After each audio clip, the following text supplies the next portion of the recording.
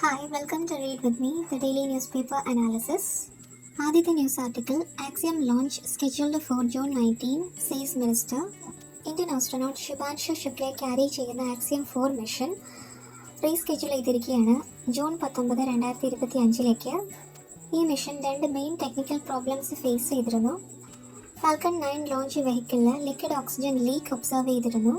ISRO, Axiom space, അതുപോലെ SpaceX ഈ 3 ഓർഗനൈസേഷൻ്റെയും coordination മീറ്റിങ്ങിൽ ഈ ഇഷ്യൂ കംപ്ലീറ്റ്ലി സക്സസ്ഫുള്ളി റിസോൾവ് ചെയ്തു. ഈ മിഷൻ ഒരുപാട് ഹിസ്റ്റോറിക്കൽ സിഗ്നിഫിക്കൻസ് ഹോൾഡ് ചെയ്യുന്നുണ്ട്. മിഷൻ സക്സസ്ഫുൾ ആവുകയാണെങ്കിൽ Shubhanshu Shukla international space station visit ചെയ്യുന്ന ആദ്യത്തെ ഇന്ത്യൻ ആസ്ട്രോനോട്ടാകും. അതുപോലെ രണ്ടാമത്തെ ഇന്ത്യൻ ഇൻ ഓർബിറ്റാണ്. കോസ്മോനോട്ടായിട്ടുള്ള രാകേഷ് ശർമ്മ 1984 സ്പേസിലേക്ക് പറഞ്ഞിട്ടുണ്ടായിരുന്നു. ആക്സിയം 4 മിഷൻ ഇന്ത്യയുടെ ഗഗനിയൻ മിഷൻ മുന്നേയുള്ള ഒരു ക്രൂഷ്യൽ പ്രിപ്പറേഷനാണ്. ഇന്ത്യയുടെ ഗഗനിയൻ മിഷൻ ഇന്ത്യയുടെ ഇൻഡിജിനസ് ടെക്നോളജി യൂസ് ചെയ്ത് ഇന്ത്യൻ ആസ്ട്രോനോട്ട്സിനെ സ്പേസിലേക്ക് അയക്കുന്നതിനാണ് എയിം ചെയ്യുന്നത്. ഈ ISS മിഷനിൽ നിന്നുള്ള എക്സ്പീരിയൻസ് ഇന്ത്യയെ ഡയറക്റ്റ്ലി ബെനിഫിറ്റ് ചെയ്യും. നമ്മുടെ ഫ്യൂച്ചർ സ്പേസ് എനേബേഴ്സിനും അതുപോലെ തന്നെ കൺട്രിയുടെ ഗ്ലോബൽ സ്പേസ് എക്സ്പ്ലോറേഷനിലെ പൊസിഷനിലും കൂടുതൽ ഇന്ത്യയെ സ്ട്രെങ്തൻ ചെയ്യും. നെക്സ്റ്റ് ന്യൂസ് ആർട്ടിക്കിൾ എഡിറ്റോറിയൽ പേജിലെ ഫസ്റ്റ് എഡിറ്റോറിയലാണ് fire on waters. India's maritime fire fighting capabilities are standing up to the test. ഈ സമാധാന കാലയളവിൽ പോലും ഇന്ത്യ 3 തരത്തിലുള്ള മേജർ മെരിടൈം ത്രെറ്റ്സ് ഫേസ് ചെയ്യുന്നുണ്ട്. 1 ship sinking, 2 onboard fires, 3 oil spills. Container ship MV-1HI-503 Kerala കോസ്റ്റിനടുത്ത് വെച്ചിട്ട് തീപിടിക്കുകയുണ്ടായി. അത് ഇന്ത്യയുടെ ഫയർ ഫൈറ്റിംഗ് റെഡിനെസ്സിനെ ടെസ്റ്റ് ചെയ്തിരുന്നു. ഇന്ത്യൻ കോസ്റ്റ് ഗാർഡിൻ്റെയും നേവിയുടെയും വെസൽ ഓണറിൻ്റെയും കോർഡിനേറ്റഡ് റെസ്പോൺസ് കാരണം ഇതൊരു ലാർജർ ഡിസാസ്റ്ററിലേക്ക് പോകുന്നതിൽ നിന്നും അതിനെ തടഞ്ഞു. ഇന്ത്യ ഇതിനു മുന്നും ഇതുപോലെയുള്ള ഹൈ റിസ്ക് ഇൻസിഡൻസ് മാനേജ് ചെയ്തിട്ടുണ്ട്. ന്യൂ ഡയമണ്ട് VLCC എന്ന കപ്പലിന് തീപിടുത്തമുണ്ടായി 2020 കൊളംബോയ്ക്ക് അടുത്ത് വെച്ചിട്ട്. ഈ MV-1HI-503 ഇൻസിഡൻറ്റ് ജൂൺ 9 ഒരു എക്സ്പ്ലോഷനോട് കൂടി തീപിടിക്കുകയായിരുന്നു. ഏകദേശം കേരള അഴീക്കൽ കോസ്റ്റിൻ്റെ ഏകദേശം 44 നോട്ടിക്കൽ മൈൽസ് അകലെയാണ് ഷിപ്പ് ഉണ്ടായിരുന്നത്. ഷിപ്പിൽ 1754 കണ്ടെയ്നേഴ്സ് ഉള്ളതിൽ 140 കണ്ടെയ്നേഴ്സോളം ഹസാഡസ് കാർഗോ ഉണ്ടായിരുന്നതായിരുന്നു. ഒരു കോർഡിനേറ്റഡ് ഫയർ ഫൈറ്റിംഗ് എഫേർട്സ് ആണ് നമ്മളിതിൽ വിറ്റ്നസ് ചെയ്തത്. ഇന്ത്യൻ നേവിയും കോസ്റ്റ് ഗാർഡും ഒരുപാട് ഒരുമിച്ച് കൊളാബറേറ്റ് ചെയ്തു. ഹെലികോപ്റ്റേഴ്സ് ഒരു സാൽവേജ് ടീമിനെ തന്നെ എയർ ഡ്രോപ്പ് ചെയ്തു. ഒരു സ്റ്റീൽ റോപ്പ് വെച്ചിട്ട് ഷിപ്പിനെ 45 നോട്ടിക്കൽ മൈൽസ് ഓഫ്ഷോർ നമ്മൾ നീക്കി. വെസൽ ഇപ്പോഴും പുകയുന്നുണ്ടെങ്കിലും അത് കോസ്റ്റിനൊരു ത്രെട്ട് ആയിട്ടില്ല. നമ്മുടെ ഇപ്പോഴത്തെ മെറിടൈം കേപ്പബിലിറ്റീസ് എന്തൊക്കെയാണ്? ഇന്ത്യൻ കോസ്റ്റ് ഗാർഡിൻ്റെ പെട്രോൾ വെസൽസ് ഫുള്ളി എക്യുപ്ഡ് ആണ് ഫയർ ഫൈറ്റിംഗ് സിസ്റ്റം വെച്ചിട്ട്. അതുപോലെ കോസ്റ്റ് ഗാർഡിൻ്റെ മെറിടൈം സേഫ്റ്റി റെസ്പോൺസിബിലിറ്റീസിൽ ഫയർ ഫൈറ്റിംഗ് എന്ന് പറയുന്നത് ഒരു കോർ മാൻഡേറ്റ് ആണ്. ഗ്യാസ് കാരിയേഴ്സും ഓയിൽ ടാങ്കേഴ്സും ഒക്കെ fire and explosion risk process ചെയ്യുന്നവയാണ്. എസ്പെഷ്യലി ഈ ചോക്ക് പോയിൻറ്റ്സ് ആയിട്ടുള്ള Suez canal, strait of Malacca ആ പാതയിലൂടെയൊക്കെ സഞ്ചരിക്കുമ്പോൾ 2020 New Diamond fire Indian coast ഗാർഡും ഇന്ത്യൻ നേവിയും തമ്മിലുള്ള ഒരു കോർഡിനേഷൻ കാട്ടിത്തന്നു. അത് ഇന്ത്യയുടെ high risk maritime fires manage ചെയ്യാനുള്ള കേപ്പബിലിറ്റിയാണ് ഡെമോൺസ്ട്രേറ്റ് ചെയ്യുന്നത്. ഇതുകൂടാതെ ഇന്ത്യ എക്സ്പേർട്ടൈസ് കൈവരിക്കേണ്ട മേഖലകൾ എങ്ങനെയാണ് മുങ്ങിത്താണ് ഒരു വെസലിനെ പൊക്കിയെടുക്കുക, അതിനുള്ള ഓപ്പറേഷൻസ്, പിന്നെ എങ്ങനെയാണ് റാപ്പിഡായിട്ട് റെസ്പോണ്ട് ചെയ്യുക, ഒരു ഓയിൽ സ്പില്ല് വന്നു കഴിഞ്ഞാൽ മൾട്ടി ഏജൻസി റെസ്പോൺസ് എങ്ങനെയായിരിക്കും, കൂടാതെ ഏജൻസീസിനെ എല്ലാം കോർഡിനേറ്റ് ചെയ്തുകൊണ്ട് ഒരു ഫയർ ഫൈറ്റിംഗ് എങ്ങനെ നടത്തും, റിയൽ ടൈം കോർഡിനേഷൻ എങ്ങനെയുണ്ടാവും, റെസ്ക്യൂ ഓപ്പറേഷൻസ് എങ്ങനെ നടത്തും, ഇതിലൊക്കെയുള്ളൊരു ഡീപ്പർ എക്സ്പെർട്ടൈസ് ഇന്ത്യ കൈവരിക്കേണ്ടത് അനിവാര്യം തന്നെയാണ്. Next editorial mind the gap. India needs to ensure women's participation in policy making. Global gender gap index 2025 ഇന്ത്യയുടെ സ്ഥാനം 148-ൽ 131 ആണ്. 2024 റാങ്കിനേക്കാളും 2 സ്ഥാനം താഴേക്ക് പോയിരിക്കുകയാണ്. നമ്മുടെ രാജ്യത്തിൻ്റെ ഓവറോൾ സ്കോർ എന്ന് പറയുന്നത് 64.1%. സൗത്ത് ഏഷ്യയിലെ ലോവസ്റ്റ് തന്നെയാണ്. എഡ്യൂക്കേഷൻ, ഹെൽത്ത്, എക്കണോമിക് ഓപ്പർച്യൂണിറ്റി ഇതിനെല്ലാത്തിലും മാർജിനൽ ഇംപ്രൂവ്മെൻറ്റ്സ് ഉണ്ടെങ്കിൽ പോലും വിമൻ്റെ പൊളിറ്റിക്കൽ എംപവർമെൻറ്റിൽ കാര്യമായിട്ടുള്ള മാറ്റമൊന്നും വന്നിട്ടില്ല. പാർലമെൻറ്റിലെ വിമൻ റെപ്രസെൻറ്റേഷൻ അതുപോലെ മിനിസ്റ്റീരിയൽ റോൾസ് കൈവരിക്കുന്നത് അത് 2 കോൺസിക്യൂട്ടീവ് വർഷങ്ങളായിട്ട് കുറഞ്ഞിരിക്കുകയാണ്. ഗ്ലോബൽ ജെൻഡർ ഗ്യാപ്പ് ഇൻഡെക്സ് 2025 ഫൈൻഡിങ്സിലേക്ക് കണ്ണോടിക്കുകയാണെങ്കിൽ ഇക്കണോമിക് പാർട്ടിസിപ്പേഷൻ ഓപ്പർച്യൂണിറ്റിയിൽ ഇംപ്രൂവ് ചെയ്തിട്ടുണ്ട് 0.9%. 28.6% നിന്നും 29.9% ഇൻകം പാരിറ്റി കൂടിയിട്ടുണ്ട്.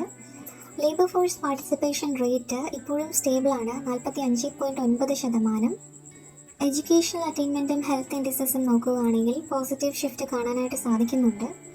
പൊളിറ്റിക്കൽ എംപവർമെൻ്റ് ആണ് ഒരു key concern area. Female MPs 2024 14% ഉണ്ടായിരുന്നത് 2025 ആയപ്പോൾ 13% കുറഞ്ഞു. മിനിസ്റ്റീരിയൽ പൊസിഷൻസിലുള്ള വിമൻ സാന്നിധ്യം 6.5% നിന്നും 5.6% കുറഞ്ഞു. ഇന്ത്യയുടെ ജെൻഡർ പാരിറ്റി സ്കോറിലും പൊളിറ്റിക്കൽ എംപവർമെൻ്റ് എന്ന് പറയുന്നതാണ് ഒരു biggest drag. Women reservation bill അതൊരു ലെജിസ്ലേറ്റീവ് മൈൽ സ്റ്റോൺ തന്നെയാണ്, പക്ഷേ അതിങ്ങനെ ഇൻഡെഫിനിറ്റായിട്ട് ഡിലേ ചെയ്യുന്നത് എത്രത്തോളം ഗുണകരം ആകുമെന്ന് അറിയില്ല. വിമൻ റിസർവേഷൻ ബിൽ ആദ്യമായിട്ട് 1996 ഇൻട്രൊഡ്യൂസ് ചെയ്തതാണ്. അതിനുശേഷം 27 വർഷത്തിന് ശേഷം 2023 പാസ് ചെയ്യുന്നത്. ബില്ല് പാർലമെൻറ്റിലും സ്റ്റേറ്റ് ലെജിസ്ലേച്ചറിലും വിമന് വേണ്ടിയിട്ട് 1/3 സീറ്റ്സ് റിസർവ് ചെയ്യുന്നുണ്ട്. ബില്ല് പാസ് ചെയ്തെങ്കിൽ പോലും ഇംപ്ലിമെൻറ്റേഷൻ ഡിലേ ആകുന്നുണ്ട്. സെൻസസും ഡീലിമിറ്റേഷൻസും പെൻഡിങ് ആവുന്നുണ്ട്. വിമൻ റെപ്രസെൻറ്റേഷൻ ഇൻസ്റ്റിറ്റ്യൂഷണലൈസ് ചെയ്യുന്നതിലുള്ള ഒരു ലാക്ക് ഓഫ് ഏർജൻസി, അതുപോലെ പൊളിറ്റിക്കൽ റെസിസ്റ്റൻസും നടക്കുന്നുണ്ട്. അതാണിത് കാണിക്കുന്നത്. ഇനി നമുക്കിതിനെതിരായിട്ട് എന്ത് ചെയ്യാൻ പറ്റും, എങ്ങനെ വിമൻ റെപ്രസെൻറ്റേഷൻ കൂട്ടാൻ പറ്റും? പൊളിറ്റിക്കൽ പാർട്ടീസിന് വോളണ്ടറി ഫീമെയിൽ കാൻഡിഡേറ്റ്സിൻ്റെ എണ്ണം കൂട്ടാനായിട്ട് പറ്റും. ഒരു പൊളിറ്റിക്കൽ വില്ലുണ്ടെങ്കിൽ, അതുപോലെ പോളിസി റീഫോമിന് തയ്യാറാണെങ്കിൽ തന്നെ നമുക്ക് ഈ അണ്ടർ റെപ്രസെൻറ്റേഷനെ കറക്റ്റ് ചെയ്യാനായിട്ട് കഴിയും. ജെൻഡർ പാരിറ്റി എന്ന് പറയുന്നത് ഒരു ഗ്ലോബൽ റാങ്കിങ് ഇഷ്യൂ മാത്രമായിട്ട് ഒതുക്കാതുണ്ട്. അതിനെ ഒരു നാഷണൽ ഗോളായിട്ട് കൊണ്ടുവരികയാണെങ്കിൽ നമുക്കിതൊക്കെ റിഡ്യൂസ് ചെയ്തെടുക്കാനായിട്ട് സാധിക്കുന്നതാണ്. Next article, more mind space for India in Americas imagination. ചൈനയുടെ സിംഗ്വ യൂണിവേഴ്സിറ്റിയിലെ ഷ്വസ്മാൻ സ്കോളർഷിപ്പ് പോലെ ഇന്ത്യക്ക് ഒരു ലീഡർഷിപ്പ് ഫെലോഷിപ്പ് പ്രോഗ്രാം ലാക്ക് ചെയ്യുന്നുണ്ട്. വെസ്റ്റേൺ എലീറ്റ് ഇൻസ്റ്റിറ്റ്യൂഷൻസ് ആയാൽ പോലും ഇന്ത്യയെക്കാളും ചൈനയാണ് അവർ പ്രയോറിറ്റൈസ് ചെയ്യുന്നത്. നറേറ്റീവ് എൻഗേജ്മെൻറ്റിൻ്റെ കാര്യത്തിലായാലും ഇൻ്റലക്ച്വൽ ഇൻവെസ്റ്റ്മെൻറ്റിൻ്റെ കാര്യത്തിലായാലും. ഇന്ത്യയുടെ റൈസിംഗ് ഗ്ലോബൽ റോൾ എന്ന് പറയുന്നത് US ഇൻസ്റ്റിറ്റ്യൂഷനിലെ അക്കാഡമിക് വിസിബിലിറ്റിയെയോ നറേറ്റീവ് ബിൽഡിങ്ങിനെയോ മാച്ച് ചെയ്യുന്ന ഒന്നേ അല്ല. അപ്പോൾ ഈ ഒരു ഇംബാലൻസ് അഡ്രസ്സ് ചെയ്യുന്നതിന് വേണ്ടിയിട്ട് ഒരു പ്രസ്റ്റീജിയസ് ഇന്ത്യ ബേസ്ഡ് ഫെലോഷിപ്പ് അത്യാവശ്യം തന്നെയാണ് ഗ്ലോബൽ സ്കോളേഴ്സിന് വേണ്ടിയിട്ട്. ചൈനയും ഇന്ത്യയും തമ്മിൽ ഒരു നറേറ്റീവ് അസിമെട്രി തന്നെയുണ്ട്. ചൈനയുടെ ഇമേജ് ഗ്ലോബൽ സ്റ്റേജിൽ കാണുന്നത് അവർ ഡൈനാമിക് ആണ്, സ്ട്രാറ്റജിക് ആണ്, ഗ്ലോബൽ ഡിസ്കോഴ്സിൽ തന്നെ സെൻട്രൽ ഒരു ഇമേജാണ് ചൈനയ്ക്കുള്ളത്. എന്നാൽ ഇന്ത്യയുടെ കാര്യം അങ്ങനെയല്ല. ഇന്ത്യ കാണുന്നത് സ്പിരിച്വലായിട്ടും കെയോട്ടിക് ആയിട്ടും ഗ്ലോബൽ നറേറ്റീവ്സിൽ ഒരു മാർജിനൽ സ്റ്റേജിലാണ് കാണുന്നത്. ചൈനയുടെ വളർച്ചയെ സ്ട്രെങ്തൻ ചെയ്യുന്ന ഘടകം എന്ന് പറഞ്ഞു കഴിഞ്ഞാൽ സോഫ്റ്റ് പവറിലും അവരുടെ ഗ്ലോബൽ ഔട്ട്റീച്ചിലേക്കുമുള്ള ദശാബ്ദങ്ങളായിട്ടുള്ള ഇൻവെസ്റ്റ്മെൻ്റ് ആണ്. ഇന്ത്യയിൽ എന്താണ് ലാക്ക് ചെയ്യുന്നത്? ഇതുപോലെയുള്ള സിമിലർ എഫേർട്സ് ആണ്. സ്റ്റോറി ടെല്ലിങ്ങിൻ്റെ കാര്യത്തിലോ അക്കാഡമിക് എൻഗേജ്മെൻറ്റിൻ്റെ കാര്യത്തിലോ ഇൻസ്റ്റിറ്റ്യൂഷണൽ ബ്രാൻഡിങ്ങിൻ്റെ കാര്യത്തിലോ ഇന്ത്യയുടെ ഡെഫിഷ്യൻസിയാണ് കാണിക്കുന്നത്. ചരിത്രത്തിൻ്റെ വേരുകളിലൂടെ ഒന്ന് കണ്ടുപിടിക്കുകയാണെങ്കിൽ ഹാരോൾഡ് ഐസക്സൻ്റെ സ്ക്രാച്ചസ് ഓൺ അവർ മൈൻഡ്സ് 1958 എഴുതിയ ബുക്ക്, അതിൽ ഒരു കാര്യം പറയുന്നുണ്ട്. വെസ്റ്റേൺ ബയസസ്, ഇന്ത്യയോടും ചൈനയോടും പോലെയുള്ള രാജ്യങ്ങളോടുള്ള വെസ്റ്റേൺ ബയസസിനെ കുറിച്ച് ഐഡൻറ്റിഫൈ ചെയ്യുന്നുണ്ട്. അതുപോലെ കോൾഡ് വാർ ഉണ്ടാക്കിയ ഇമ്പാക്റ്റ്. കോൾഡ് വാർ സമയത്ത് ഇന്ത്യയുടെ നോൺ അലൈൻമെൻറ്റ് സ്ട്രാറ്റജി, ആ ഒരു സ്ട്രാറ്റജിക് ആംബിഗ്വിറ്റി, അത് വെസ്റ്റേൺ മെൻ്റൽ ഫ്രെയിംവർക്കുമായിട്ട് ഇൻ്റഗ്രേറ്റ് ചെയ്യുന്നതിൽ നിന്ന് ഇന്ത്യയെ ലിമിറ്റ് ചെയ്തിട്ടുണ്ട്. അവിടെ ഒരു അക്കാഡമിക് മാർജിനലൈസേഷനും വ്യക്തമാണ്. ചൈന സ്റ്റഡീസിന് നോക്കുകയാണെങ്കിൽ US അക്കാഡമിയ ഒരു സ്ട്രോങ് ഇൻസ്റ്റിറ്റ്യൂഷണൽ സപ്പോർട്ട് തന്നെ കൊടുക്കുന്നുണ്ട് ചൈന സ്റ്റഡീസിന്. എന്നാൽ അതേസമയം ഇന്ത്യ സ്റ്റഡീസിനാണെങ്കിൽ അതൊരു സൗത്ത് ഏഷ്യ അല്ലെങ്കിൽ പോസ്റ്റ് കൊളോണിയൽ സ്റ്റഡീസായിട്ട് റിലിഗേറ്റ് ചെയ്തിരിക്കുകയാണ്. ഇന്ത്യയുടെ മോഡേൺ സ്ട്രാറ്റജിക് റിലവൻസിന് ലിമിറ്റഡ് ഫോക്കസ് മാത്രമാണ് നൽകുന്നത്. ഫെലോഷിപ്പിൻ്റെ കാര്യത്തിലായാലും ഇന്ത്യ ഫോക്കസ്ഡ് ഫെലോഷിപ്സ് വളരെ കുറച്ച് തന്നെയാണുള്ളത്. അതും എടുക്കുന്നവരും വളരെ വിരളമായിട്ടാണുള്ളത്. US ലീഡേഴ്സിന് പ്രോപ്പറായിട്ടുള്ള ട്രെയിനിങ് ഇല്ല ഇതിൻ്റെ കോംപ്ലക്സിറ്റിയെക്കുറിച്ച് മനസ്സിലാക്കുന്നതിനും. അതുപോലെ അവർക്ക് ഗ്ലോബൽ റിലവൻസ് ഓഫ് ഇന്ത്യ എന്താണ് എന്നുള്ള ഒരു അണ്ടർസ്റ്റാൻഡിങ് വേണമെന്നില്ല. തുടർച്ചയായിട്ടുള്ള ഇന്ത്യ പാകിസ്ഥാൻ ഹൈഫനേഷനോടുള്ള റെഫറൻസ് അതൊരു ഔട്ട്ഡേറ്റഡ് മെൻറ്റാലിറ്റിയാണ് കാണിക്കുന്നത്. ഇന്ത്യയിൽ തീർച്ചയായും ഒരു ഫെലോഷിപ്പ് ഗ്യാപ്പ് ഉണ്ട്. ഷെഷ്വാൻ സ്കോളേഴ്സ് പോലെയുള്ള ഇൻ്റർനാഷണലി റെക്കഗ്നൈസ്ഡ് അക്കാഡമിക് പ്രോഗ്രാം ഇന്ത്യയിൽ ലാക്ക് ചെയ്യുന്നുണ്ട്. അങ്ങനെ ഒരു ഇലൈറ്റ് പ്രോഗ്രാമിൻ്റെ സാന്നിധ്യം ഇന്ത്യയെ തന്നെ സെൻറ്റർ ഫോർ ലീഡർഷിപ്പ് ട്രെയിനിങ് എന്ന് പറയുന്ന പൊസിഷനിലേക്ക് കൊണ്ടുവരാനായിട്ട് സാധിക്കുന്നതാണ്. ഇപ്പോൾ നിലവിലുള്ള ഇൻസ്റ്റിറ്റ്യൂഷൻസ് നോക്കുകയാണെങ്കിൽ IITs, IIMs, അശോക യൂണിവേഴ്സിറ്റി എന്നിവയൊക്കെയാണ്. ഈ ഇന്ത്യൻ ഇൻസ്റ്റിറ്റ്യൂഷൻസൊക്കെ ഒരു ഇൻ്റർനാഷണൽ ഫുൾ ലാക്ക് ചെയ്യുന്നുണ്ട്. ഇനി എന്ത് ആക്ഷനാണ് ഇന്ത്യ എടുക്കേണ്ടത്? ഇന്ത്യ ഒരു ഗ്ലോബൽ ഔട്ട്റീച്ചും സ്ട്രാറ്റജി ക്ലാരിറ്റിയുമുള്ള അക്കാഡമിക് പ്ലാറ്റ്ഫോം ക്രിയേറ്റ് ചെയ്യണം. ഇതിന് ആവശ്യമായിട്ടുള്ള സപ്പോർട്ട് ഗവൺമെൻറ്റിൻ്റെ ഭാഗത്തു നിന്നും, പ്രൈവറ്റ് ക്യാപിറ്റൽ, അതുപോലെ അക്കാഡമിക് ഫ്രീഡം, അങ്ങനെ ഒരു ഇനിഷ്യേറ്റീവ് ഉണ്ടാക്കുന്നതിന് ഇതെല്ലാം അത്യാവശ്യം തന്നെയാണ്. ഇന്ത്യയുടെ സ്ട്രാറ്റജിക് ആംബിഗ്വിറ്റിക്ക് പകരം കോൺഫിഡൻസ് സ്റ്റോറി ടെല്ലിങ്ങും ഇൻ്റലക്ച്വൽ അസർട്ടീവ്നെസ്സുമാണ് ആവശ്യം. ഫെലോഷിപ്പിലെ representation, research hubs, global cultural imagination, ഇതൊക്കെയാണ് ഇന്ത്യയുടെ ജിയോ പൊളിറ്റിക്കൽ ഇൻഫ്ലുവൻസ് എസ്റ്റാബ്ലിഷ് ചെയ്യുന്നതിനുള്ള key. Next article, India needs a sincere aircraft accident investigation. 2025 Ahmedabad accident highlight ചെയ്യുന്നത് ഏവിയേഷൻ സേഫ്റ്റി ഗവേണൻസ് റീഫോമിൻ്റെ ആവശ്യകതയാണ്.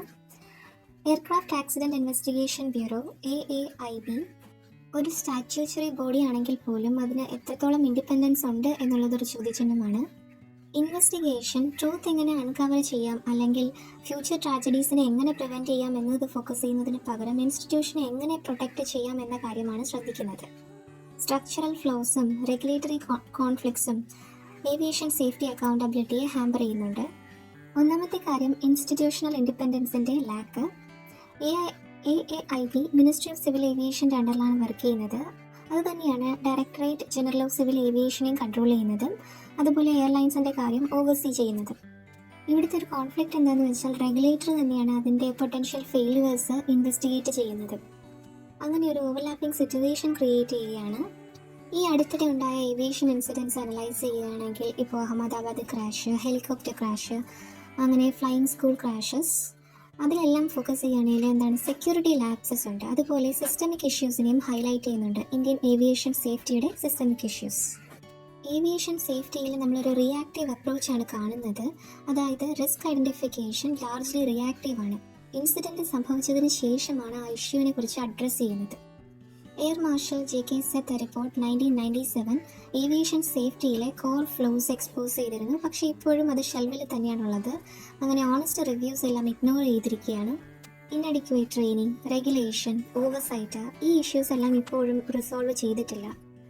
ഇൻവെസ്റ്റിഗേഷൻ്റെ ക്രെഡിബിലിറ്റിയും ചിഹ്നമായിട്ട് നിൽക്കുകയാണ്. കാരണം 2001 ഒരു ക്രാഷ് റിപ്പോർട്ട് റിപ്പോർട്ട് ചെയ്തിരിക്കുന്നത് ക്ലൗഡ് എൻട്രി എന്നാണ്. ക്ലിയർ സ്കൈ ഉണ്ടായിരുന്നിട്ടും ക്ലൗഡ് എൻട്രി എന്നതുകൊണ്ട് എന്താണ് ഉദ്ദേശിക്കുന്നതെന്ന് മനസ്സിലായില്ല ആ റിപ്പോർട്ടിൽ. അപ്പോൾ ആ ഇൻവെസ്റ്റിഗേഷൻ്റെ തറവ്നെസ്സിനെയും ചോദ്യചിഹ്നമാക്കി നിർത്തിയിരിക്കുകയാണ്. അടുത്തൊരു പോയിന്റ് എന്ന് പറഞ്ഞു കഴിഞ്ഞാൽ റിപ്പോർട്ട്സിനെ ലീഗലി മിസ്യൂസ് ചെയ്യുന്നതാണ്. ആക്സിഡൻ്റൽ റിപ്പോർട്ട്സ് സേഫ്റ്റി ലേണിങ്ങിന് ഉദ്ദേശമായിട്ടാണ് തയ്യാറാക്കിയിരിക്കുന്നത്. പക്ഷേ അത് കൃത്യമായിട്ട് ഉപയോഗിക്കുന്നതിന് പകരം ക്രിമിനൽ ട്രയൽസ് പോലുള്ള കാര്യങ്ങളിൽ ദുരുപയോഗം ചെയ്യുന്നതാണ് കാണുന്നത്. ഇങ്ങനെ റിപ്പോർട്ട്സിൽ കണ്ടെത്തുന്ന ടെക്നിക്കൽ ഫൈൻഡിങ്സ് ലീഗൽ വേർഡിക്സ് ആയിട്ട് മിസ്റെപ്രസെൻറ്റ് ചെയ്യുകയാണ് ചെയ്യുന്നത്. പൈലറ്റ് എററാണെന്നും പറഞ്ഞ് കൺവീനിയൻ്റ് ആയിട്ട് ബ്ലെയിം ചെയ്തിട്ട് നമ്മൾ പൈലറ്റ് എററിനെ ഒരു ബലിയാടാക്കുകയാണ് ചെയ്യുന്നത്, സ്കേപ്പ് ഗോട്ട് ചെയ്യുകയാണ് ചെയ്യുന്നത്. ഇങ്ങനെ ബ്ലെയിം ചെയ്യുമ്പോൾ ഇൻഷുറൻസ് പേയ്മെൻറ്റ് പെട്ടെന്ന് കിട്ടുകയും അതുപോലെ എയർലൈൻസിൻ്റെ സ്ക്രൂട്ടിനെ അവോയ്ഡ് ചെയ്യാൻ കഴിയുകയും എന്നുള്ളതാണ് കാര്യം. ഇങ്ങനെ പൈലറ്റിൻ്റെ തലയിൽ ഇതുകൊണ്ട് ബ്ലെയിം കൊണ്ടിടുമ്പോഴത്തേക്കും സേഫ്റ്റി കൾച്ചറിനെ അണ്ടർമൈൻ ചെയ്യുകയാണ് ചെയ്യുന്നത്. സേഫ്റ്റി ഇംപ്രൂവ്മെൻറ്റിന് പകരം സേഫ്റ്റിയെ അണ്ടർമൈൻ ചെയ്യുന്ന തരത്തിലുള്ള ബ്ലെയിമിങ്. സേഫ്റ്റി ഇംപ്രൂവ്മെൻറ്റ്സിനുള്ള റെക്കമെൻഡേഷൻസ് ഉണ്ടെങ്കിലും അത് ഇതുവരെയും അൺഇംപ്ലിമെൻറ്റഡ് ആയിട്ട് തന്നെ ഇരിക്കുകയാണ്. അപ്പോൾ ഇതിലേക്ക് സൊല്യൂഷനായിട്ട് എന്താണ് കീ റീഫോംസ് വേണ്ടത്? ഒന്നാമത് ഇൻഡിപെൻഡൻസ് നൽകുക. ആർക്കൊക്കെ? AAIBക്കും DGCAയും ഫുള്ളി ഇൻഡിപെൻഡൻ്റ് ആകുക. MOCAക്ക് റിപ്പോർട്ട് കൊടുക്കുന്നതിന് പകരം ഡയറക്റ്റ്ലി പാർലമെൻറ്റിൽ റിപ്പോർട്ട് ചെയ്യുക. രണ്ടാമത് ഇൻവെസ്റ്റിഗേഷൻ ബൈപ്പാസ് ചെയ്യുന്നത് തടയുക എന്നുള്ളതാണ്. ആഡ്ഹോക്ക് കമ്മിറ്റീസിനെ സെറ്റപ്പ് ചെയ്തുകൊണ്ടുള്ള ഇൻവെസ്റ്റിഗേഷൻ നിർത്തിയിട്ട് ഒഫീഷ്യൽ ഇൻവെസ്റ്റിഗേഷൻ തുടരുക എന്നുള്ളത് തന്നെയാണ് വേണ്ടത്. മൂന്നാമത് പൈലറ്റ്സിന് ലീഗൽ പ്രൊട്ടക്ഷൻ നൽകുക. 1937 എയർക്രാഫ്റ്റ് റൂൾസിലെ 19ാമത്തെ റൂള് അമെൻഡ് ചെയ്യുക. ഗ്രോസ് നെഗ്ലിജൻസ് ഉണ്ടെങ്കിൽ മാത്രം പൈലറ്റ്സിനെ ശിക്ഷിക്കാം, അല്ലെങ്കിൽ പൈലറ്റ്സിനെ പ്രൊട്ടക്റ്റ് ചെയ്യുക എന്നുള്ളത് തന്നെയാണ്. നാലാമത് ഒരു ഓംബുഡ്സ്മാൻ്റെ ആവശ്യകത. ആക്സിഡൻ്റൽ റിപ്പോർട്ട്സ് ഓഡിറ്റ് ചെയ്യുന്നതിന് ഒരു ഇൻഡിപെൻഡൻറ്റ് ഓംബുഡ്സ്മാനെ ക്രിയേറ്റ് ചെയ്യുക. അഞ്ചാമത് ലീഗൽ പ്രൊഹിബിഷൻ. എന്ത് ടെക്നിക്കൽ ഫൈൻഡിങ്സ് ആണോ AAIB കണ്ടുപിടിക്കുന്നത് അത് ക്രിമിനൽ ട്രയൽസിന് യൂസ് ചെയ്യുന്നത് പ്രൊഹിബിറ്റ് ചെയ്യുക. ഇതൊക്കെയാണ് വേണ്ടത്.